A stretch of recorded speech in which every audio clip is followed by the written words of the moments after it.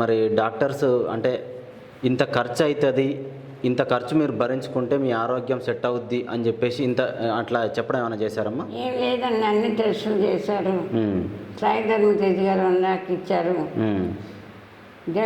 పూరి జగన్నాథ్ గారు అబ్బాయి ఆకాశ్ వచ్చి ఒక 1 లాక్ ఇచ్చారు. వాటితో ట్రీట్మెంట్ చేయించుకుంటూ 10 రోజులకు ఒకసారి వెళ్తున్నా సీరియస్గా ఉన్నప్పుడు. సాయి ధరమ్ తేజ్ కూడా వచ్చారు అనుకుంటా. పార్కింగ్ సెన్స్ ఉండడం వలన ఆపరేషన్ చెయ్యలేము. ఆపరేషన్ చేస్తే కానీ మీకు సెట్ అవ్వదు.